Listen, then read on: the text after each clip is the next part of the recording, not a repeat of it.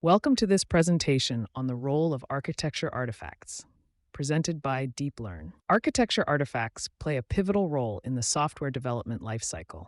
They serve as educational tools for new team members, allowing for a smoother onboarding process. Imagine a new developer joining a project and needing to familiarize themselves with an existing architecture. Comprehensive documentation can significantly reduce their ramp-up time. Moreover, these artifacts are essential for verification and validation purposes. Before any actual build begins, having concrete documentation allows for a thorough examination of the design against business and engineering goals. This proactive step can identify potential issues early on, saving both time and resources in the long run. Furthermore, creating various views tailored to specific problem domains enables focused discussions. For instance, a process view might highlight performance metrics, while a physical view could outline hardware-software mappings.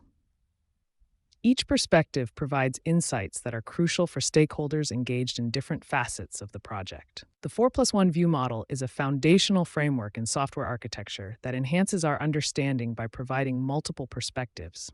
Let's break this down. The model consists of 5 views: use case, logical, process, physical, and development views.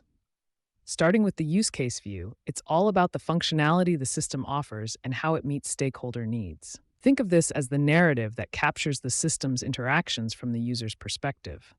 For example, in an academic context, how does a student interact with the university's enrollment system? This view is critical for ensuring that the architecture aligns with user expectations. Next, we have the logical view, which outlines the system's static structure. It provides a blueprint of how different components interact without delving into how they will be implemented. This separation of concerns is vital for managing complexity, as it allows architects to focus on the high-level design before committing to specific technologies or methodologies. Understanding the business context of a software architecture is crucial. This view illustrates how the system interacts within its broader ecosystem, highlighting dependencies on various external entities. For example, consider a university's software system. It must interact with government funding bodies, regulatory agencies, and other educational institutions.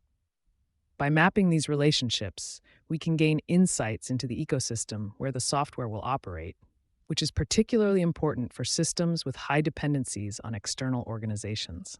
Thus, this context not only informs the design, but also guides decision-making throughout the project. What if a new regulatory requirement emerges? Understanding these dependencies allows architects to anticipate changes and adapt their designs accordingly. This proactive approach is essential in a fast-paced technological landscape. Architecture documentation serves as a critical communication tool among various stakeholders. It must be crafted with transparency and accessibility in mind to ensure that all parties can quickly grasp its content.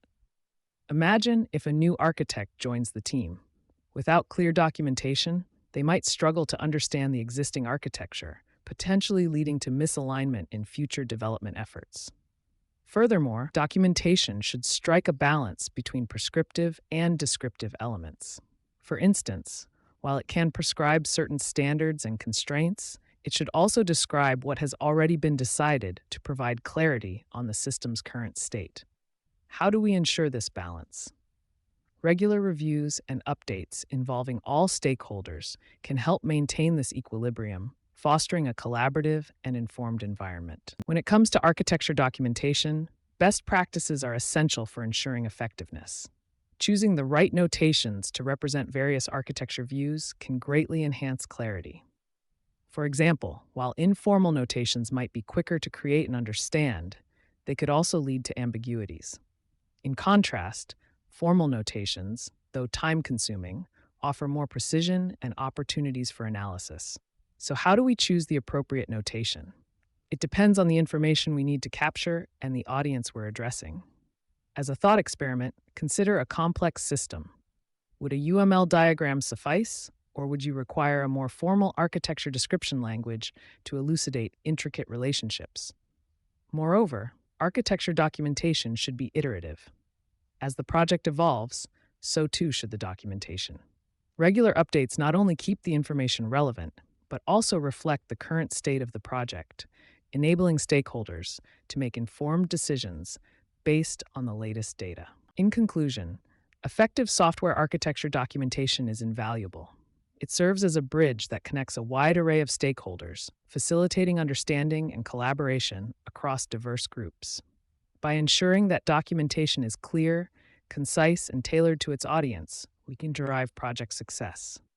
Ultimately, when architecture aligns with business objectives, it not only meets functional requirements, but also paves the way for scalability and adaptability in an ever-evolving technological landscape. As you reflect on this, consider: how can we further enhance our documentation practices to better serve our teams and stakeholders? What additional strategies might we employ to ensure our architecture remains aligned with our business goals? These are essential questions as we move forward in our architectural endeavors. Thank you for watching this presentation.